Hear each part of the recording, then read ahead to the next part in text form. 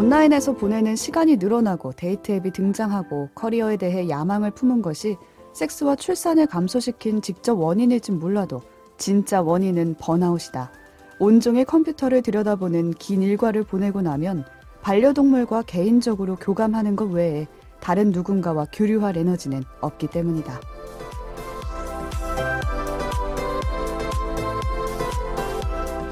오늘 뭐 볼까 고민하는 분들을 위한 취향 추천 팟캐스트 책플릭스. 오늘은 앤 헬렌 피터슨의 책 요즘 애들 속 한 구절로 시작합니다.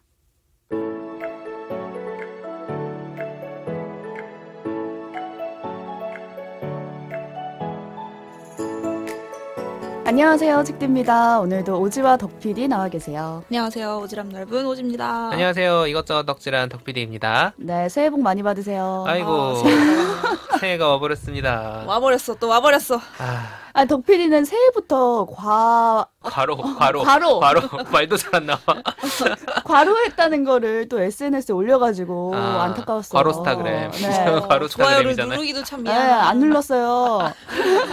왜냐면 저희 안 그래도 연말에 회자되는 칼럼이 하나 있습니다. 우리 칼럼계 아이돌 김영민 교수님. 네, 새해에는 행복할 계획이 없다.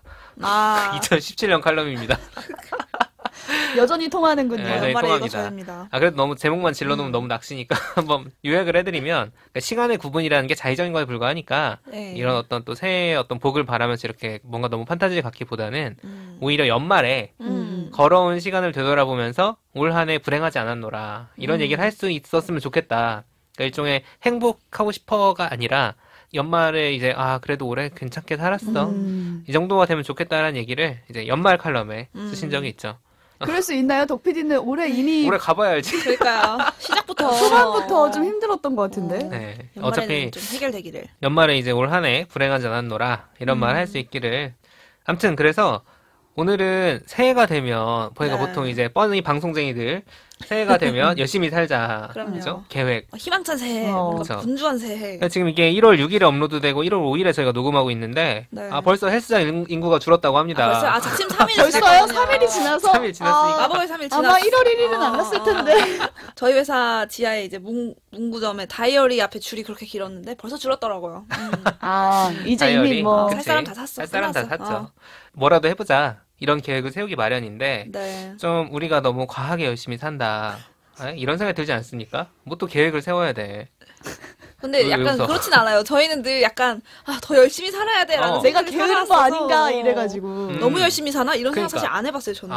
그니까. 근데 막 지쳐있잖아. 우리 오늘 오프닝에서 얘기한 것처럼. 내가 나약했지. 이렇게 생각했다고요. 그래서 다 번아웃에 시달리고 있다는 거죠. 그러다 보니까 우리가 새해지만 더 열심히 살자는 얘기 하지 말고 좀 너무 열심히 살지 말자. 덜 열심히 덜 살자. 열심히 살자. 그만하자. 그럼 번아웃에 대한 책을 한번 다뤄보자 이런 생각을 이제 연말에 했는데 네. 그래서 이 책을 골라봤습니다. 요즘 애들. 네. 제목부터 맹랑하죠. 저는 요즘 애들 이 책 읽으면서 굉장히 슬펐다는 생각이 들었고 이 슬픈 얘기는 이제 뒤에 계속 나올 거라서 이 정도로 하고요. 제가 번아웃을 겪었는지를 좀 되돌아봤어요. 근데 안 겪었어요? 번아웃인 줄도 모르고 그냥 지나갔던 거예요. 그게 핵심이지. 그게 핵심이야. 몰랐어. 그러니까 퇴근하고 에너지가 없는 게 정상이라고 느꼈던 것 같아요. 뭐 다들 그런 거 아니야? 이게 이랬으니까. 무슨 번아웃이야? 그냥 뭐 퇴근하면 당연히 뭐 힘이 없잖아. 이렇게 느꼈던 그렇지. 거예요. 맞아. 여갔다. 안 힘들면 좀 미안했지. 월급 루팡이다 이랬지. 오늘 한 20시간쯤 일해줘야 오늘 일 좀 했다. 이랬다. 녹초가 좀 되어줘야 오늘 돈값 했다, 밥값 했다. 진짜 공감되는 포인트는 반려동물 이 부분인데 진짜 제가 이제 친정에 살 때는 집에 오면 진짜 막 외투도만 간신히 벗고 누워서 개가 이제 오거든요. 그럼 반갑다고 이제 몇 시간 못 봤으니까 개 만지는 에너지 외에는 없는 거야. 뭔가 그치. 그 시간에 뭐 운동을 하고 요리를 하고 밀렸던 숙제를 하고 막 못해. 개만 그냥 만져. 왜 충전해야 되거든요. 그치. 개를 만지면 조금 충전이 되거든요. 이렇게 조금 만지고 나서야 이제 일어나서 씻고 좀 이제 그런 진짜 여기 초공감. 그게 번아웃이었던 건데. 그게 번아웃이었던 거죠. 모르는 거죠, 우리가. 몰랐죠. 그러니까 저도 돌아보면은 이제 여가 시간을 보내는 게 술, 게임, 넷플릭스, 왓챠 뭐 이런 가성비 좋은 쾌감을 주는 행위들인 거죠. 그러니까 뭐 운동을 하거나 사람들을 따로 만나서 막 모임을 하거나 동호회 같은 거. 이거 사실 코로나 때문도 있긴 하지만 에너지도 없어요. 힘들어. 어떻게 해. 네, 에너지가 없어서 바쁘면 못 하는 거거든요. 그러니까 한국인들 영화 많이 본다 이런 얘기도 그래서다. 한국인들이 왜 영화를 엄청나게 영화란 예술을 사랑해서라기보다는 가성비 좋고 그치. 가성비 최강이다. 시간 보내기 좋은 그런 것들이라서 영화를 많이 보는 거 아니냐라는 이런 얘기도 있었을 정도로 아무튼 좀 그런 슬픈 생각이 드는 그런 책이에요. 네, 오늘 이 책 리뷰 들으시면서 아마 밀레니얼 분들은 좀 눈물 밸브를 잘 조절하셔야 될 것 같아요. 눈물 나요, 진짜. 네, 오지님도 이 책 읽으면서 너무 슬프다. 못 이 얘기를. 읽겠다, 진짜. 요즘 애들인데 책은 슬퍼. 네, 요즘 애들이 슬퍼지는 책이에요. 그래서 저는 이제 한 가지만 덧붙이자면, 그러니까 저는 개인적으로는 이게 사실 밀레니얼에 대한 책이거든요. 네. 방금 책 때 얘기한 것처럼 요즘 애들이잖아요. 영어 제목은 디스 제너레이션이에요. 근데 뭔가 이 번아웃에 시달린 사람들이 아마도 요즘 애들만은 아닐 것이다. 그죠? 저는 개인적으로 세대론에 굉장히 회의적인 사람이라 보니까 번아웃에 시달리는 사람은 세대를 가리지 않는다. 그 누구나 한 번씩 또 그 세대를 겪으니까. 그렇죠. 네. 그러다 보니까 이 책이 요즘 애들이긴 하지만 꼭 2030이 아니더라도 네. 그러니까 40대, 50대, 60대든 뭔가 10대든 번아웃에 시달리고 있다면 혹은 나 번아웃인지 몰랐는데 왜 이렇게 피곤했지? 당신은 번아웃입니다. 몰랐겠지만. 이런 의심이 드는 분들은 네. 오늘 방송 주의 깊게 한번 들어보시면 좋을 것 같습니다. 네, 그럼 먼저 참여 안내 공지부터 드리고요. 요즘 애들 온라인 북클럽 시작하겠습니다. 네, 책플릭스는 청취자 여러분들의 관심과 참여로 2022년에도 만들어집니다. 관심과 참여가 없으면 저희는 죽어요. 끝. 책플릭스 소리 소문 없이 사라진다. 좋아요와 댓글은 저에게 큰 힘이 되고요. 트위터나 인스타그램에 감상 남겨주실 때는 해시태그 책플릭스도 잊지 말아주세요. 저희가 열심히 찾아서 보고 또 선정을 통해 커피 쿠폰도 드리는데 여기서 한 가지 더 제가 광고하고 싶은 게 있습니다. 저희가 무려 유튜브 채널이 있습니다. 네, 있습니다. 무려 유튜브 채널이 있다는 얘기를 가끔 했어요. 네. 저희 뭐 도배사님 오셨을 맞아요. 때라든가 네. 왜냐면 그때 영상을 올렸으니까 저희가 조금 유튜브 채널을 활성화해볼까 해서 저희 오디오로 지금 듣고 계시는 분들 혹시 유튜브를 자기가 계정을 가지고 계신다면 아마 많이 가지고 계실 거예요. 근데 아직 책플릭스 채널 구독을 안 했다 하시면은 구독을 좀 부탁드리겠습니다. 네, 몰라서 못하셨겠죠. 그렇죠. 네. 저희가 알려드렸으니까 네. 이제 하세요. 네. 그리고 나한테 고민이 있어서 작품으로 처방을 좀 받고 싶다. 또는 이런 주제, 이런 작품으로 방송을 좀 만들어 달라. 이렇게 제안해 주실 내용이 있다면 댓글이나 이메일, SNS 어디든지 좋으니까요. 의견 보내주시고요. 그러면 저희가 커피 쿠폰 아니면 책 선물 또 그리고 저희의 풍성한 이야기들로 응답을 하도록 하겠습니다. 많은 참견 부탁드립니다. 자, 요즘 애들 이게 책이 표지가 굉장히 강렬해요. 네, 빨간색. 네, 서점 가서 보시면 빨간 책. 빨간 배경에 녹색 글씨로 요즘 애들 이렇게 써 있거든요. 이게 보면서 요즘 애들 하면 약간 뭐 약간 도발적이고 뭐 그런 요즘 것들의 맹랑하고 그 나밖에 사생활 모르고 약간 이런 느낌? 뭐 그런 느낌의 어떤 얘기인가 뭐 소설인가 아니면 뭐 에세이인가 이러실 수 있지만 이거 약간 뭐 굳이 보려면 에세이 같기도 하지만 일종의 사회 비평서 그렇죠. 네. 같은 느낌입니다. 그러니까 이 저자가 미국 사람인데 그 본인을 비롯해서 밀레니얼들이 죄다 번아웃에 시달리고 있다. 근데 그 이유가 뭐냐? 그러니까 우리가 힘들다는 얘기는 계속 하는데 근데 또 어르신들은 니네가 뭐가 힘들어 이런 얘기를 막 한단 말이에요. 근데 대체 왜 이런 현상이 벌어졌는가? 그 이유를 탐구한 책인데 사실 이렇게 그래서 막 엄청 잘 넘어가진 않아요. 책장이 엄청 쉬운 책은 아닌데 그렇다고 해서 아주 어려운 사회과학 서적도 아닙니다. 그러니까 우리 주변에 대한 이야기니까요. 아니, 중간에 눈물 닦아야 해서 안 넘어가는 거예요. 듣기가 힘들 뿐이지 읽기 네. 시작하면은 슬픈 그쵸. 이야기라고요. 그리고 약간 미국 상황이다 보니까 조금 한국이랑 그 결이 달라서 처음에 잘 안 넘어가는 부분이 있어요. 근데 그 부분을 제가 최대한 한국화해서 오늘 설명을 좀 해보도록 하겠습니다. 네. 제가 주목한 부분은 주제문을 이렇게 뽑았습니다. 부모님 왜 나를 이렇게 키우셨나요? 부모님한테 죄송하잖아요. 여기서 네, 부모님 부모님은 듣고 누구, 계십니까? 나는 누군 거야.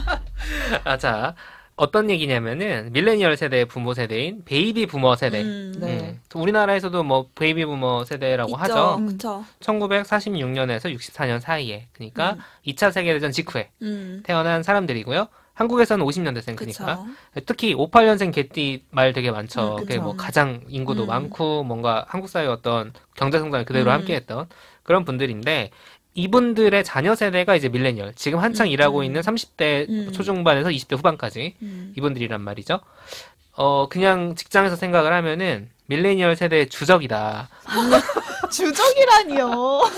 주적이란 무엇인가?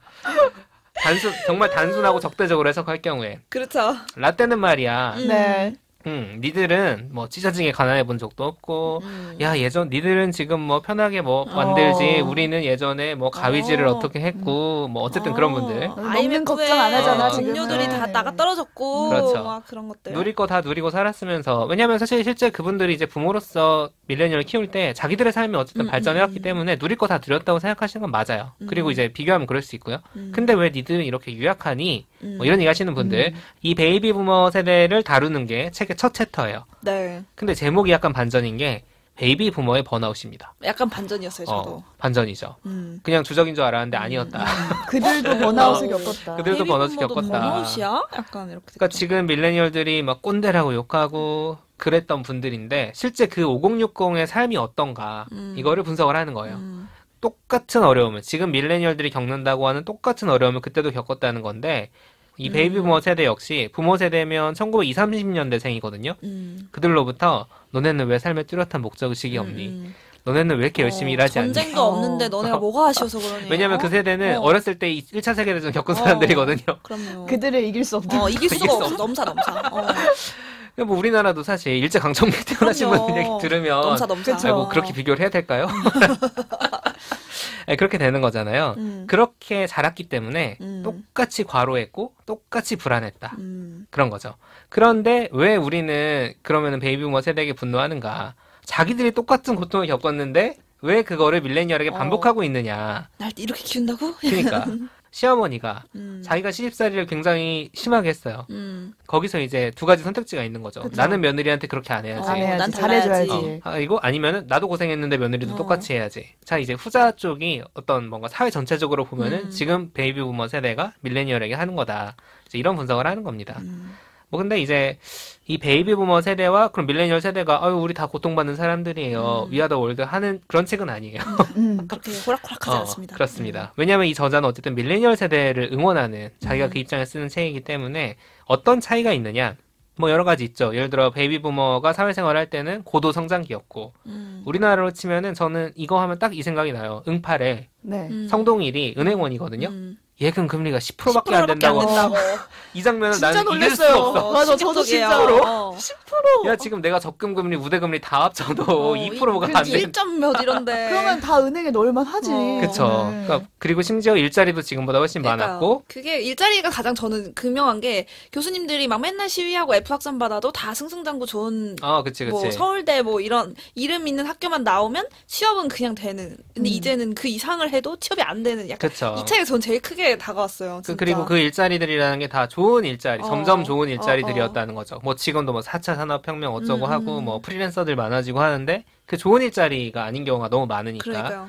그리고 이제 거기에 연금 뭐 이런 복지제도가 생겨나던 시대. 그쵸. 그리고 그런 제도가 옛날에 가입했을수록 훨씬 혜택이 많아요. 갈수록 감당이 안 되니까. 빡빡해집니다. 하여튼 그러다 보니까 이런 경제적인 차이가 일단 1번이 있고요. 그보다 이 책에서 더 주목하고 있는 거는 베이비 부머 세대가 부모 세대라는 거죠. 그러니까 부모고 밀레니얼은 자식인데 부모 세대가 지금 밀레니얼처럼 앞 세대에 비해서 힘든 삶을 살았다는 거 이건 똑같다 그랬잖아요. 근데 그러다 보니까 이런 생각을 하는 거죠.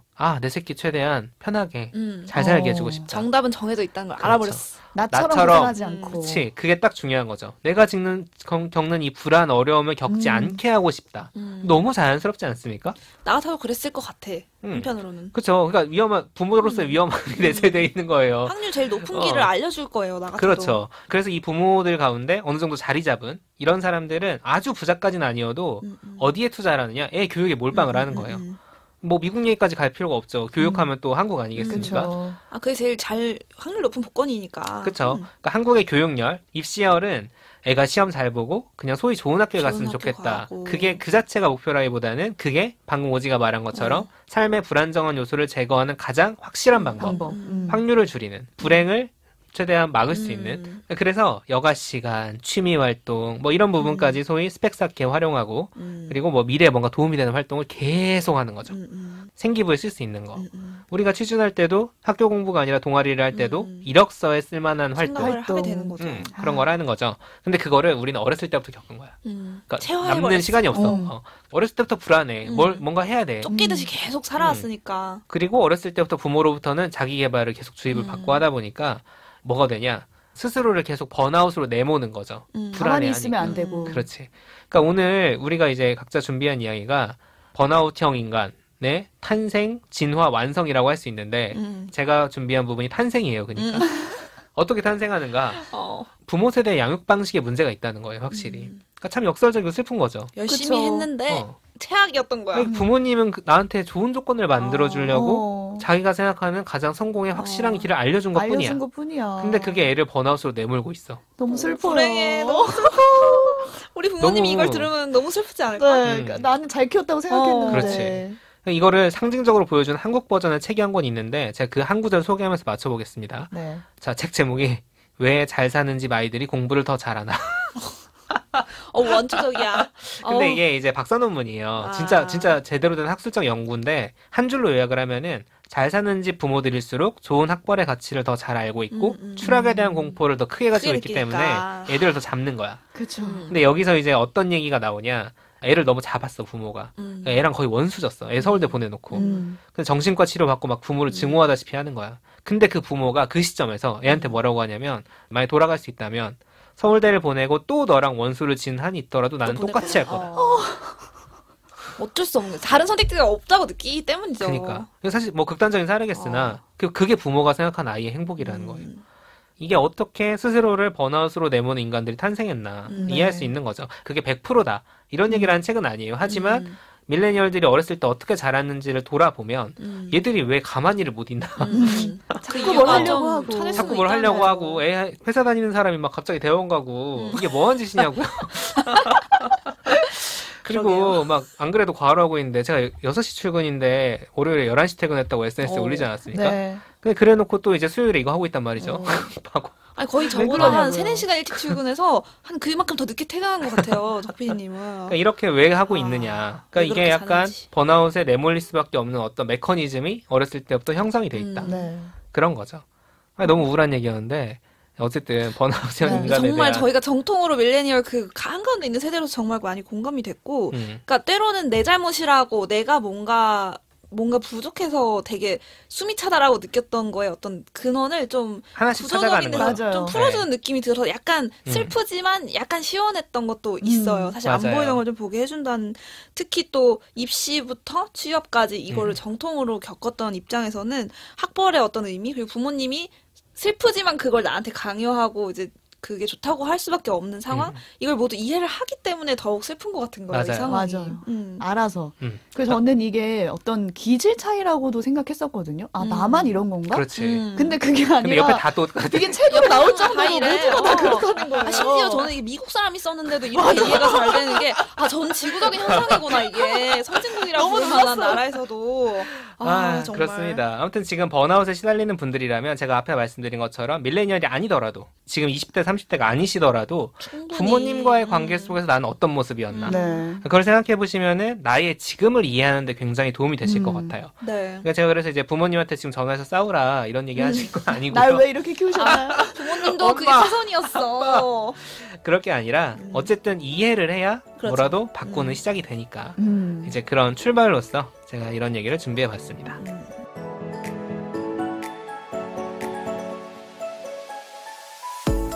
저는 그 번아웃형 인간이 되는 거에서 탄생을 덕피디가 맡았다면 네. 진화를 맡은 진화. 것 같아요.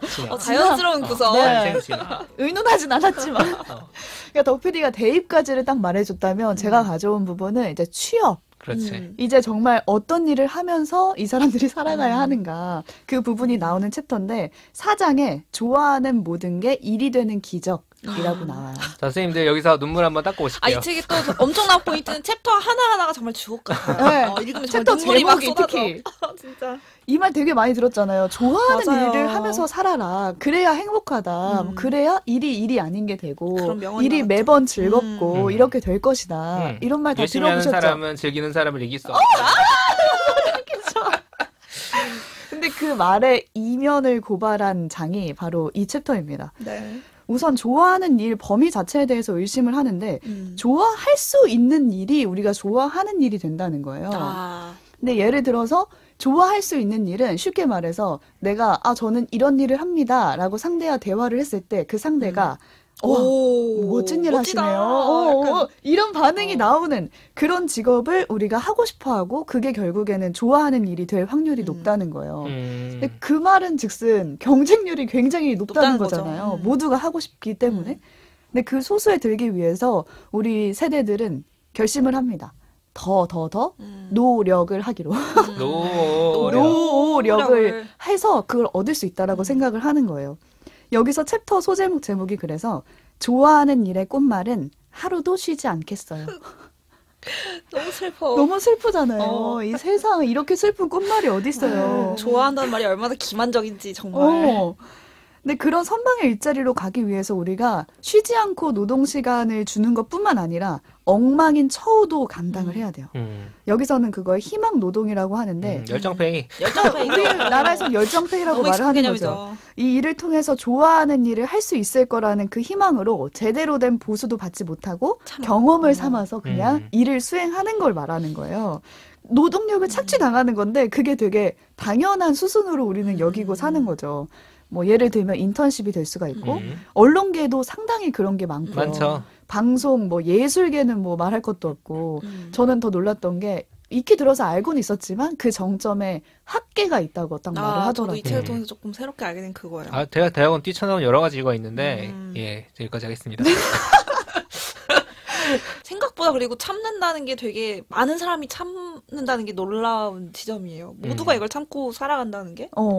저 같은 경우에는 지역 아나운서로 처음에 이제 경력을 시작을 했는데 이력 때문에 보통 다들 이력서에 한 줄을 쓰려고 맞아요. 전국 곳곳을 다니면서 이제 지역 방송사를 경험을 하거든요. 근데 그때 월급이 120만 원이었고 월세가 40만 원이 나갔고 보증금 50만 원에 지역이니까. 네, 그리고 의상과 메이크업이 협찬이 안 돼서 제 돈으로 다 해결을 했어야 됐고. 그럼 마이너스네. 마이너스예요. 어떻게 그 돈으로 제가 어떤 걸 운영하고 다른 걸 꿈꿀 수는 없어요. 근데 단지 그렇게 보수가 저한테 맞지 않았음에도 수용했던 건 이 한 줄로 경력. 더 다른 그렇죠. 일을 할 수 있을 거라는 일에 좀 더 다가갈 수 있다는 그런 희망이 있었던 거죠. 근데 여기에 대해서 제가 불만을 가지지 않았던 거는 제 주변 처우가 다 비슷했기 때문인 것 같아요. 제 친구도 타 방송사에서 리포터를 주 1회 하는데 방송이 1회일 뿐이지 한 주간을 다 거의 촬영에 쓰거든요. 뭐 후 녹음하고 촬영하고. 근데 1회 출연료가 10만 원이었어요. 근데 그 10만 원이 한 달 모이면 40만 원인데 그것조차 제대로 받지 못하는 사람이 많았거든요.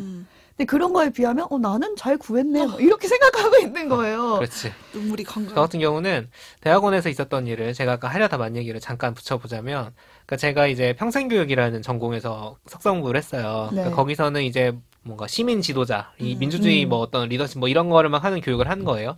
그걸 일주일에 한 번씩 강의를 하고 뭐 한 60명씩 와가지고 수업을 듣는데 그 조교를 한 거야. 조교를 하면 일주일에 한 번씩 강의가 있잖아요. 자, 그럼 뭔 뜻이냐? 강사를 섭외를 해야 되죠.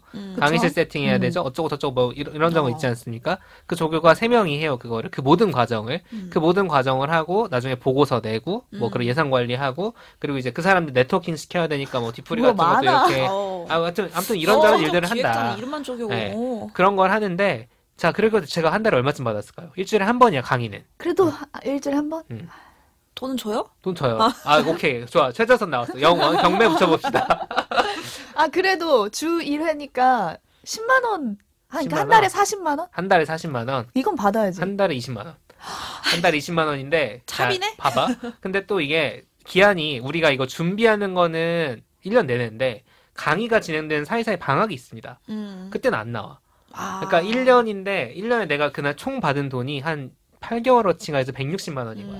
근데 그걸 하기 위해서 이제 석사급 인력이 이러고 있다. 그러니까. 맞아. 이러니까 나는 잘 구했네 이렇게 생각한다니까요. 나쁘지 않네. 그렇게 되는 거죠. 덕분에 이제 지금 PD 되지 않았습니까? 무슨 소리인지 모르겠지만. 덕분에라고 하지 마세요. 결과가 아름답다. 아름다우니까. 진짜 말 그대로 희망 노동을 한 건데 이걸 하면은 이제 더 포기하기가 어려워져요. 이렇게 터무니없는 조건을 만족하면서까지 지금까지 기회를 얻지 못한 건 그냥 개인의 잘못으로 돌리게 되는 거예요. 근데 내가 무언가 부족해서 내가 좀 더 노력하면은 할 수 있을 거야. 언젠가는 좋아하는 일을 할 수 있을 거야. 그리고 하게 되면 그 안에서 안정을 얻고 행복을 얻고 뭔가 그럴 거라고 생각을 하는 거예요. 근데 지금 보면은 필패할 수밖에 없는 구조였잖아요. 근데 그거를 밀레니얼들이 체득하면서 점점 알게 되면서 번아웃을 겪고 직업관 자체가 개종이 되고 있다. 지금 현재. 그렇게 이 책에서는 말을 하고 있어요. 일이 삶의 수단일 뿐이지 내가 아니잖아요. 근데 그 결론에 다다랐으면서도 계속 마음속에서 이런 반문을 하는 거예요. 있어요. 아니지. 일이 곧 나고 일을 빼면 내가 뭘로 설명될 수 있겠어. 일이 재밌어야지 하루하루가 즐겁고 행복하잖아. 그러니까 지금 점심시간에 이러고 있는 거잖아요. 그러니까 이미 뼛속까지 이 세뇌가 되어 있어가지고 정말 벗어날 수가 없는 거예요. 근데 이 세뇌가 무서운 거는 오직 일을 통해서만 나의 가치나 내 행복이 결정지어진다는 그 생각으로 이어지기 때문인 것 같아요. 좋아하는 일을 하게 돼도 매일 출근할 때마다 행복하십니까? 아니요. 듣고 싶어요. 사장님 듣고 계시죠? 울면서 일어나요, 맨날. 모든 일이 행복할 순 없잖아요. 좋아하는 일을 하게 되더라도. 그렇다고 또 반대로 안 좋아하는 일을 하니까 나는 항상 불행할까? 그건 또 그것도 아니거든요. 그거 되게 중요한 저도 얘기예요. 이 포인트가 되게 중요한 것 같아요. 내 삶을 충분히 그냥 일과 나를 분리하면은 충분히 그 일을 통해 얻은 소득으로 나는 행복할 수 있는데 좋아하는 일을 하면서 살라는 이 명제 때문에 내가 그냥 불행해지는 거예요. 그래요. 그 세뇌당한 것 중에 하나야. 사실 제가 얘기 안 한 부분인데 번아웃형 인간의 탄생에는 그놈의 네 꿈을 펼쳐라가 있다고요. 그놈의 네 꿈을 펼쳐. Do what you love. 네, 그러니까 이런 분리가 아예 안 되다 보니까 저 같은 경우도 인턴을 하고 일자리를 구하기 위해 이 자리에 오기 위해서 5년을 떠돌았거든요. 근데 그 모든 시간이 뒤돌아보면 되게 수행의 시간처럼 여겨져요. 아, 직업이 제대로 된 거를 내가 하고 싶은 걸 못하고 있는데 놀긴 뭘 놀아. 휴가는 뭘 해. 그리고 뭐 자격증에 도움도 안 되는 책을 왜 봐. 우선 나는 여기에 집중해야지. 그렇지. 그러면서 모든 걸 다 참으면서 보냈던 5년이었던 거예요. 친구들도 되게 안 만나면서. 근데 지금 생각해보면 조금만 내가 일과 나를 분리했더라면은 그 시간을 충분히 행복하게 보낼 수 있었는데 라는 그런 안타까움이 계속 드는 거죠. 이제는 그럭저럭 괜찮은 일을 해도 괜찮다는 인식이 밀레니얼 사이에 퍼지고 있다고 하잖아요. 그래서 저는 그게 그나마 좀 다행이라고 생각이 들더라고요. 이 챕터를 읽으면서. 특히 저희 좀 직종이 약간 창의력을 써야 되는 직업을 하게 되면 그러니까 방송 직군 더 심할 더 거라는 심할 예상은 거라는 되죠. 생각은 돼요. 왜냐면 계속 분리가 안 될 수밖에 없어요. 사실은 기획을 뭔가 한다면. 그러니까. 제가 한 몇 달 전에 어떤 동기 얘기를 들었는데 이 동기는 엔지니어예요. 근데 그분이 그렇게 말을 하시더라고요. 일이랑 딱 일 아닐 시간이 딱 구분되는 게 너무 좋아서 너무 이 좋지. 직업을 한 그렇지. 거다라는 얘기가 오늘 아침에도 나랑 같이 방송한 친구. 그렇죠. 그래서 그분이 그렇게 했을 때 인상 깊었어요. 그렇게 생각할 수 있구나라는 걸 처음 알았고 그 대신 나는 근데 저렇게는 못 살아. 왜냐면 못 살아. 내 직업 특성상 안 돼라고 아니 생각했는데 집에 가서 술도녀 보고 있으면은 그게 기회가 그냥 아니면 나도 이거 기회 어쩔 수 없어. 요새 트렌드가 이건가? 막 영화 한 편 봐도 그런데 또 한편으로 가까이서 갑자기 도배를 하겠다고 직장을 뛰쳐나온 또 동생을 또 보면서 그쵸. 이 개종된 밀레니얼들이 슬슬 주변에 나타나고 있다는 생각이 들었어요. 네, 여러분 84화를 참고하시면 됩니다. 거기서 아주 자세하게 어떤 과정에서 이 사고가 그대로 이 책에서 얘기한 그 밀레니얼들의 어떤 직업관의 변화가 좀 거기서 있었던 게 아닌가. 저는 옆에 두고도 잘 몰랐거나 이 생각이 들면서 조금 일로 나를 설명하고 일로 나를 정체성을 규정하지 말아야겠다는 생각은 좀 들었던 것 같아요. 그러니까요. 이게 꼭 그렇게 살 필요는 없는데 그렇게 살아왔던 거죠. 그렇게 지금까지. 안 살면 약간 결함 있는 느낌이었어요. 맞아요. 그래서 제가 이 책을 쭉 읽으면서 끝으로 생각난 시가 있어가지고 한 편 가지고 와봤어요. 새해 첫 기적 반칠한의 시입니다. 황새는 날아서 말은 뛰어서 거북이는 걸어서 달팽이는 기어서 굼벵이는 굴렀는데 한날 한시 새해 첫날에 도착했다.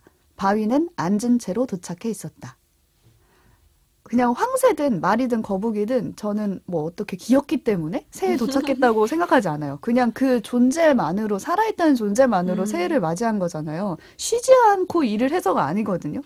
좋아하는 모든 게 일이 되는 그런 기적보다는 이 시처럼 새해 첫 기적을 믿었으면 좋겠어요. 어떤 일을 하든 우리 존재 그리고 나를 잃지 않는 이상 우리가 삶은 계속되고 또 새해 첫 기적을 맞이할 수 있지 않을까라는 생각을 나누면서 이 챕터를 마무리해보겠습니다. 쩔어서 2022년에 도착한 네. 셋이 할 얘기는 아니지만 우리가 내년엔 반성해요. 좀 바위처럼 뭘 하지 마. 앉아서 도착해보는 걸로. 네.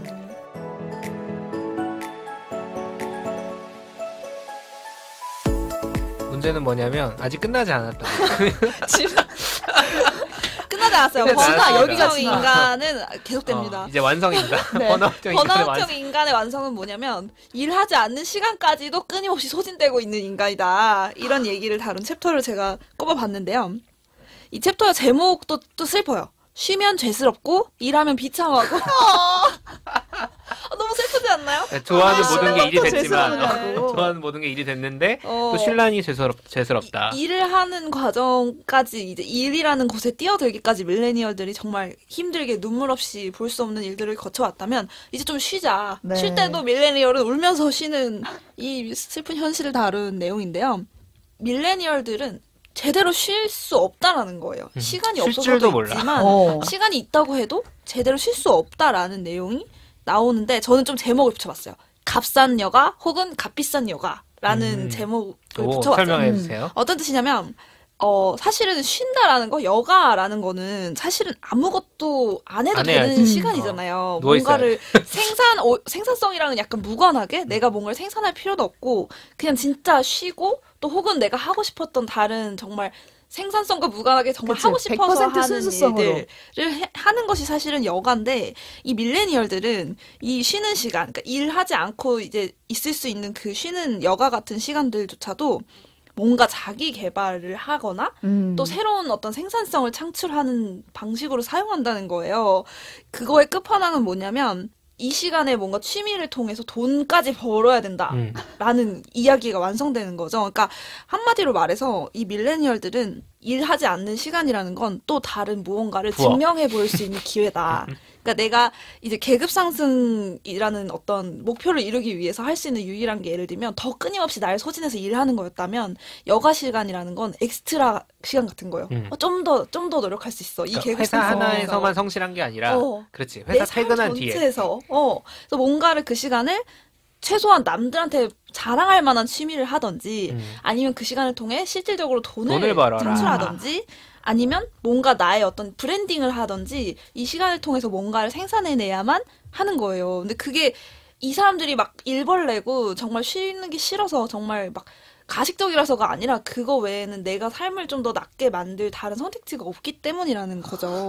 그러니까 이대로는 그리고 그게 안 될 것 같고 여기에만 가만히 있어서는 그리고 다른 진짜 쉬면 사람이 안 돼. 또 다 그렇게 하니까 하니까. 난 쉬면 안 될 것 같고 뒤처지는 것 같은데 약간 이런 생각이 든다는 거죠. 그래서 제 생각에 이 여가는 정말 비싼 여가가 됐다라는 생각이 들었다면 반면에 그래서 겨우겨우 진짜 쉬어야 돼서 쉬는 시간이 5분이 났다고 하더라도 그 시간을 정말 의미 있게 뭔가 삶을 충전하는 방식으로 쉴 수 있는 게 아니라 아까 말씀해 주셨잖아요. 가성비 좋은 어떤 수단들로 여가를 채운다는 거예요. 예를 들면 인스타그램 스크롤을 넘긴다거나 맞아. 자기 전에 밀린 많이 유튜브 나중에 볼 동영상에 저장해놓은 영상을 본다던가 진짜 그냥 누워서 강아지 만지는 것조차 사치스러운 그런 정말 가성비 여가로 바뀌어 버렸기 때문에 또 한편으로는 값싼 여가를 보내고 있다. 이런 생각이 들었어요.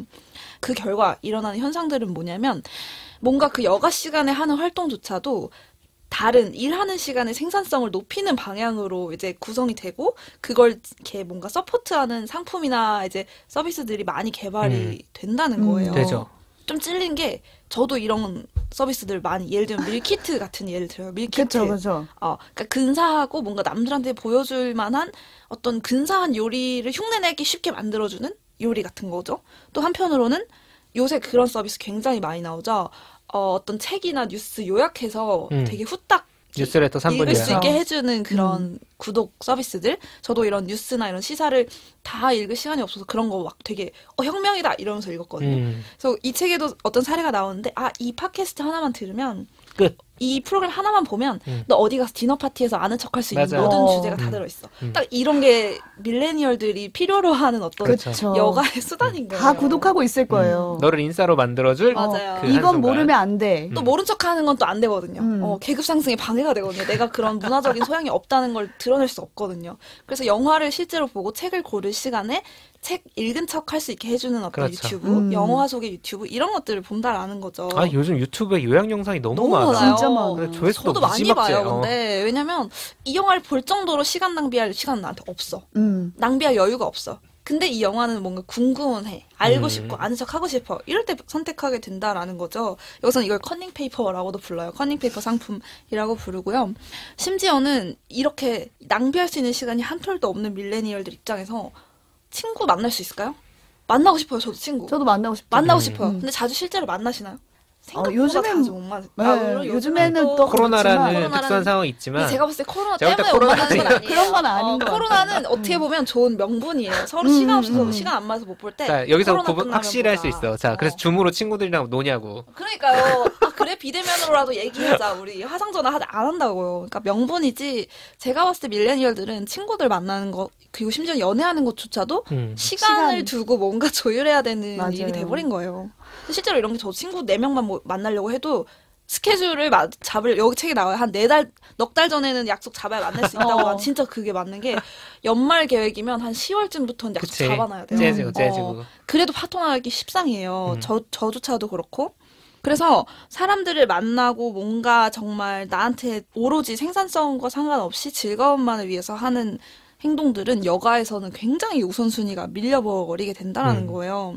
불안하니까. 만약에 시간이 우리한테 더 있었다면 그 여가 시간에 뭔가 우리는 다른 걸 했을 거라고 그렇지. 얘기를 하는 거예요. 시간 그리고 돈이 충분했다. 그러니까 하루에 쉴 시간이 1시간만 있는 거랑 3시간이 있는 건 완전히 다른 일이에요. 질적으로 다른 행동들을 두 분은 어떨 것 같아요? 나한테 지금 해야 되는 일 없어 지금. 안 해도 돼. 예를 들면 비행기 같은 상황이야. 할 수가 없어. 그리고 돈도 괜찮아. 좀 넉넉해. 그럼 여가 시간에 자기의 여가는 어떤 모습일 것 같으세요? 꼭 무슨 취미를 갖지 않을 수도 있잖아요. 아, 저는 지금 실제로 계획하고 있어요. 제가 정말요? 인사발령이 나면서 지금의 과로에서 곧 벗어날 수도 있다는 희망 고문이 시작이 됐는데. 지금 계획하는 것도 지금 번아웃형인가요? 그렇지. 여가도 지금 근데- 계획하고 있잖아. 그치. 여가를 계획해야 되는, 이제 정말 심각한 번아웃형 인간? 번아웃형 인간인데, 제가 계획하고 있는 게 있습니다. 실제로 요즘 다시 보고 있어요. 이거 시작해야겠다. 그게 뭐냐면 춤 배울 거예요. 춤을 배울 아직 것이다. 포기하지 못했고. 그리고 그리고 이제 얘기하셨었죠. 그게 내 일이랑 가장 먼 일이야. 그렇네요. 가장 먼 일이야. 상관없는 일, 상관없는 일. 생산성이랑. 그러니까 춤을 춘다고 해서 내가 그거를 내 일에 활용할 수 있는 가능성이 매우 낮은. 그쵸. 그걸 심지어 매우 뭐 낮은. 인스타에 공연 자랑할 거가 아니잖아요. 일단 그 정도까지 생각도 안 해봤어. 일단 난 춤을 배우면 좋겠다. 그런 순수한 동기로 하는 게 그런 거, 진짜 그런 거. 어떻게 보면 여가에 가까울 수 그치. 있죠. 회사에 일도 도움 안 되는 거, 그러니까. 그렇지. 저 같은 경우 그냥 누워있을 것 같아요. 그거 되게 소중하더라. 왜냐면 그냥 누워있어 보니까. 그 누워있어 본 걸 제가 경험해 본 적이 결혼하고 나서 남편이랑 여행을 간 적이 있어요. 여름 휴가를. 근데 남편은 이미 깨달음을 얻은 밀레니얼이에요. 10년차 직장이기 때문에. 각성했어. 네, 그래서 오빠는 그냥 계속 쉬고 싶대요. 가서 아무것도 안 할 계획이라고 하더라고요. 근데 저는 그때만 해도 열의가 좀 그렇지. 있어서 이 특징이에요. 하루에 3만 보씩 걸어야 되는. 네, 인간이어가지고 호텔 구경 다 하고. 우리 그러면은 시내에 어디 구경을 가볼지 내가 서치를 해보고 그 나라에 대해서 좀 조사를 해보고 돈 단위가 조사도 어떻게 해야 되고 막 이런 걸 막 생각한 거예요. 돈 단위? 그러면은 뭐 얼마짜리 몇 개 바꾸고 막 이렇게 생각을 했는데 그냥 신용카드로 하면 되잖아요. 그냥 그렇게 큰 일도 아니고. 근데 저는 하루하루 뭔가를 했으면 좋겠는 거예요. 근데 그러다가 이제 협의를 본 게 며칠은 쉬고 며칠은 나가 놀자 이렇게 된 거예요. 근데 제가 그 쉬는 동안 이게 너무 익숙하지가 않아서 가만히 여기서 뭘 하라는 거야?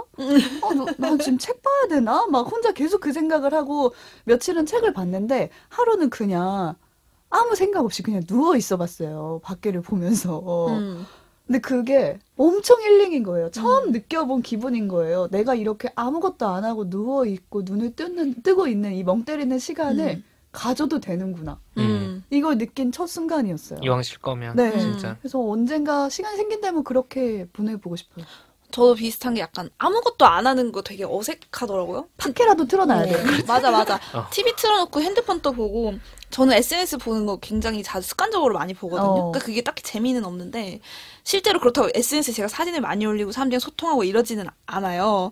근데 이 책에서도 저자도 습관적으로 자기가 차가 잠깐 긴 신호에 걸리면 습관적으로 SNS 스크롤을 해보고 그냥 습관적으로 글 뭐 켜보고 근데 실제로 하진 않고 이런 얘기를 하면서 자기가 일부러 가장 긴 마트 계산줄에 서가지고 자기 인내심과 조바심을 느껴보고 관찰해본대요. 정말 교수님스러워요, 뭔가. 근데 저는 약간 비행기 탔을 때 그런 참기 어려운 지루함? 그러니까 핸드폰을 요새는 심지어 비행기도 와이파이 된다고 하는데 저는 아직 못 해봤어요. 핸드폰을 강제로 꺼야 되는 상황. 그리고 비행기에서는 제가 뭐 돌아다닐 수도 없고 사람 만날 수도 없으니까 강제로 오프라인이 돼서 누워서 그냥 가만히 있어야 되잖아요. 그치. 그게 때로는 되게 엄청 휴식이 되기는 하더라고요. 그래서 저도 만약 시간 생기면 핸드폰하고 일단 도심에서 멀어져야 될 거. 저는 호캉스 같은 걸 되게 좋아했던 게 쉽게 지루해져서 하다못해 앞에 쇼핑몰이라도 가고 호텔에서는 막 할 게 많잖아요. 헬스장도 갈 수 있고 한 바퀴 돌면 되지. 카페도 갈 수 있고 밥도 주고 막 뭐가 막 프로그램 많잖아요. 근데 그런 게 없는 약간 아무것도 없는데 한번 가서 핸드폰도 잠깐 내려놓고 해보고 싶긴 해요. 근데 잘 안 되죠. 잘 안 되지. 저는 자기 전에 인스타그램 안 봐야지 하는 것조차도 투두리스트에 적어야 될 것 같은 다짐같이 느껴지더라고요. 그게 뭘 안 하는 건데도.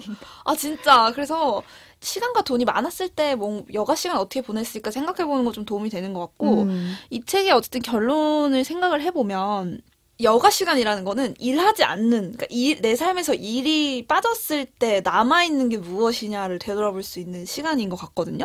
이 책에서 밀레니얼은 어쨌든 직업 그리고 일로서 자기를 규정할 수밖에 없는데 그 일이 사라졌을 때 내 삶에 남는 거, 내 자아의 나를 차지하는 건 뭔가를 좀 생각해보는 게 곧 여가 시간이라는 생각이 들어요. 중요한 건 여가 시간이 자체가 늘어나고 일 외에 어떤 여백, 내 삶 마이너스 일을 했을 때 남는 것들이 많아질수록 그쵸. 우리 삶이 다채로워진다고요. 우리의 어떤 일에 대한 의존도 나의 정체성을 일에 의존하는 정도가 좀 약해지지 않을까. 여가 시간이 늘었는데 일을 빼고 내가 나 자체로 즐길 거리가 없으면 너무 슬플 것 같아요. 또. 그래서 내 삶에서 일을 안 하는 시간, 일하지 않을 때 내 모습을 좀 돌아보는 게 이 번아웃을 조금 헤쳐나가는데 도움되지 않을까 생각 들었고요. 쉬면 죄스럽지 않아야 되고 일해도 행복해야 되니까. 비참하지만 않으면 좋겠다는 생각을 한 때가 최소한 많이 있어요. 일하면서 비참하지만은 말자. 최소한 들어누워 있을 시간이 있으면 좋겠다. 네. 슬프네요. 갑자기 결론이 정말 계속 얘기할수록 저희가 이 책을 골라놓고 제가 이 책 무거워가지고 연초하기 조금 그럴 것 같아서 바꿀까 뭐 이런 얘기도 많이 했잖아요. 네. 해보자 근데 했는데. 이제 이 친구들이 다 책을 읽은 뒤에는 다 슬픈 얘기밖에 슬퍼. 갑자기 나 슬프지? 나 자신 고생했어. 너무 불쌍해. 이런 마음 슬프다. 들었어요. 이렇게 해서 번아웃 인간의 탄생과 진화와 완성까지 살펴봤습니다.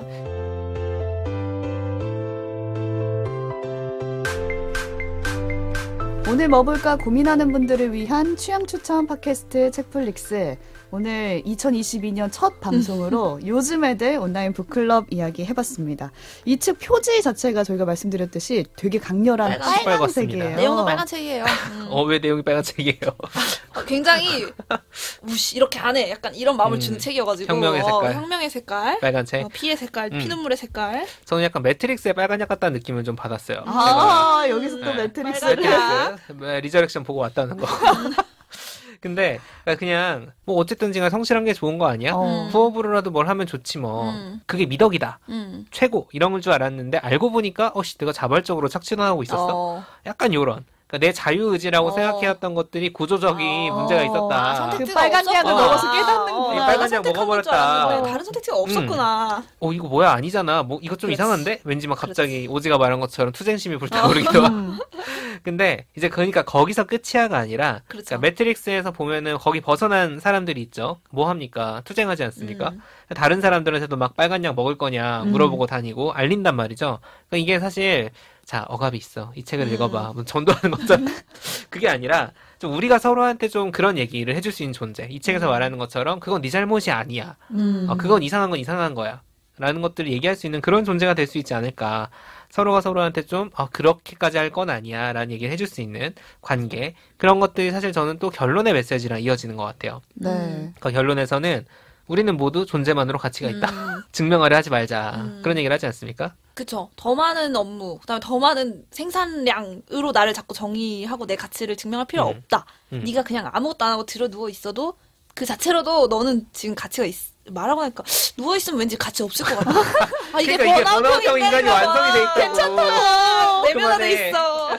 벗어나라고. 그 결론 직전에 꼭 이렇게 살 필요는 없다라는 작가의 말이 있거든요. 진짜 위로가 되는 말이에요. 그게 되게 위로가 됐어요.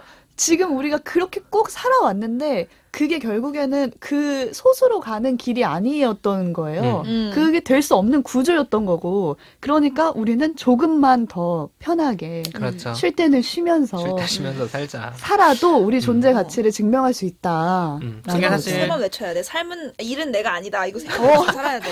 아까 채티가 말한 것처럼 일로 나를 증명하려고 하지 말고 우리 존재만으로 가지고 있다는 얘기 어떤 개인적 차원과 별개로 또 얘기하는 게 이제 모두를 위해서 상황을 개선시켜야 한다. 네. 변화를 주장할 정치인들에게 투표하자. 뭐 이런 사회적 차원 얘기까지 이제 얘기를 하고 있습니다. 이게 사실 뭐 엄청 많은 얘기가 담겨 있진 않아요. 어떻게 보면 약간 선언적이고 그렇지만 어쨌든 우리는 생각해 볼 수 있는 거죠. 더 오랜 시간 일할 자유와 지금 너무 많이 일하고 있으니 줄이자는 어떤 양쪽의 가치가 대립을 한다면 어느 쪽을 선택할 것인가. 내가 원하는 거는 더 많은 시간을 일할 자유일까?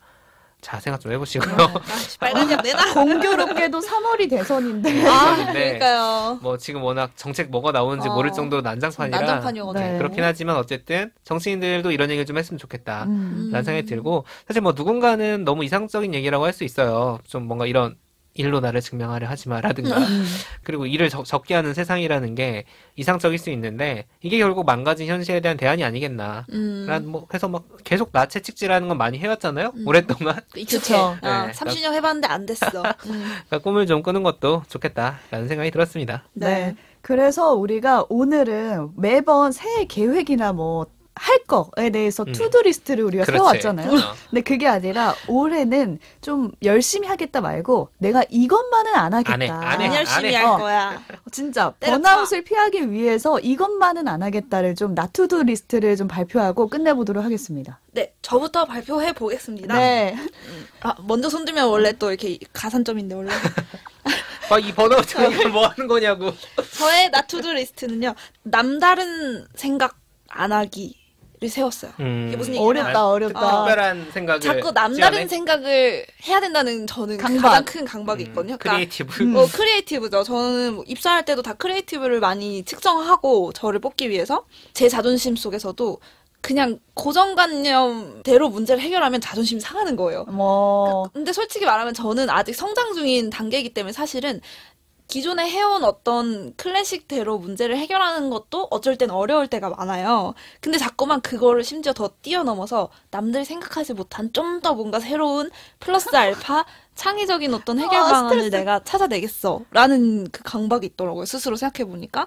그래서 왜냐면 어렸을 때부터 think outside the box 이런 거 주입당하잖아요. 좀 이렇게 박스 밖에서 상자 밖에서 생각해라. 진짜 그걸 버리기로 했어요. 그냥 남들 하는 대로만 잘해도 괜찮아. 너가 마이너스가 아니야. 라는 생각. 자, 이 방송을 부장님이 싫어하고 계시고요. 저는 오지에게 항상 장명소다. 장명을 너무 잘한다는데 이 말 안 할게요. 이제 안 할게요. 이게 스스로 나도 모르게 자꾸 남들 칭찬해주니까 나도 모르게 증명해내고 싶은 욕구가 생기는 거야. 이 증명 욕구를 저는 버리기로 다짐했습니다. 이제 제목 시키라고 하면은 책 소개 방송. 이렇게. 저 같은 경우에는 채팅 영어를 끊겠습니다. 그런 것도 했어? 제가 왜 그런 거 하고 다니는 거야? 열심히 사는 또 은근히 조용히 열심히 많이 해요. 제가 또 퇴근길에 25분씩 영어 채팅을 하는 거예요. 이게 약간 전화 영어랑 좀 다른 건가요? 네, 그냥 퇴근길에 그냥 카톡처럼 채팅을 할 수가 있어요. 이것도 유료 서비스일 거 아니에요? 네, 그것도 이제 돈을 내고 하고 있는데 퇴근길조차 쉬지 못하는. 근데 제가 최근에 이걸 하다가 너무 번아웃 증상을 느낀 적이 있어요. 지하철에서 정말 아무 생각도 안 하고 집에 가고 싶은데 이분이 이제 저한테 요구를 하거든요. 어떤 문장을 영어로 바꿔봐라. 근데 그 문장이 하필 그날 제가 밤 10시에 퇴근하거든요. 오후 근무여가지고. 근데 그 문장이 푸들과 치와와는 어떻게 다른지 설명하라는 약간 이런 내용이었어요. 근데 갑자기 짜증이 확 나면서 푸들하고 치와와 스펠링이 뭐지? 막 이 생각이 너무 짜증난다. 너무 싫다. 나 푸들 치와와 나 키워보지도 않았는데 내가 이 스펠링 어떻게 알아? 몰입하니까 진짜 짜증난다. 갑자기 너무 짜증나는 거예요. 푸들이 어쩌고 치와가 어쩌고. 그래서 그때 제가 양해를 구하고 내가 지금 누가 날 기다리고 있어서 수업을 이만 끝내야겠다. 미안하다. 탈출 버튼 눌렀어. 탈출 버튼을 눌렀어요. 근데 막 내가 이렇게까지 해야 되나? 내 돈 내고 지금. 이런 생각이 드는 거예요. 그래서 이제는 정말 올해는 채팅 영어를 하지 않겠습니다. 하지 않겠다. 네. 와, 구체적인 걸 끊었네. 네. 저는 아까 뭐 춤춘다는 얘기는 했었고 사실 그것도 중요한 계획 중에 하나인데 그게 뭐냐면 크게 보면 그런 거예요. 나는 주 40시간만 일하겠다. 진짜로. 잠깐만. 할 수 있어요, 그거. 그러니까 그거를 구분하는 방법은 이런 거예요. 그러니까 구체적인 실행 지침이 필요하잖아요. 너무 추상적이니까. 그쵸. 제가 이제 하는 일이 오디오 어쨌든 컨텐츠를 만드는 PD고 이제 비디오도 하게 될 수 있는데 그 일과 관련된 컨텐츠 소비는 하지 않겠다. 40시간 이후에는. 아, 진짜로? 퇴근하면 네. 이런 일을 거지. 위한 거 안 본다. 내가 퇴근이 지금은 저 하루 종일 팟캐스트를 들어요. 왜냐하면 어디서 누구 게스트를 데려와 볼까, 다른 관점은 뭘까. 진짜 힘들 거예요. 음악도 거의 안 듣거든요. 그런 상태인데 그 너무 많이 듣는 거예요. 그러다 보니까 그래가지고 야 이러다 진짜 머리 터지겠다. 근데 지금은 일이니까 그냥 하는 거고 실제로 그런 거에 도움을 받아서 이제 일에 반영도 하고 하는데 조금 어느 정도 제가 지금 하는 일이 정리가 되면은 팟캐스트는 예능만 듣겠다. 순수 오락만. 그치. 근데 굳이 내가 꼭 모니터링을 해야 되면 6시 전에 하겠다. 아, 근무 시간 안에? 근무 시간 안에. 주말에 절대 듣지 않겠다. 제가 만약에 제가 이거 해가지고 못 지키면은 한번 얘기할게요. 뭔가. 나한테 벌을 줘야 돼. 못 지킬 것 같긴 해. 그 청취한 목록 공개하세요, 저희한테. 그치. 저희 검사할게요. 해가지고 핸드폰에 뭘 심거나 요즘 막 셧다운제 이런 것처럼. 셧다운제. 스스로. 시사에 시자만 들어가도 꺼져. 막. 아무튼 그런 계획을 세워봤습니다. 네. 모두가 이 나투두 리스트를 꼭 지켜서 올 한 해는 꼭 안 하는 한 해가 됐으면 좋겠어요. 하지 마세요. 네. 저희는 여러모로 오늘 방송 준비하면서 되게 슬펐는데 여러분은 어떻게 느끼셨는지 댓글 남겨주시고요. 또 여러분도 올 한 해 번아웃에 빠지지 않기 위해서 자신만의 나투두 리스트가 있다면 댓글로 남겨주시면 좋겠습니다. 저희가 선정을 통해서 커피 쿠폰 또 책 선물 보내드리도록 하겠습니다. 오늘 방송은 여기서 마칠게요. 저희는 다음 에피소드로 돌아오겠습니다. 고맙습니다. 감사합니다.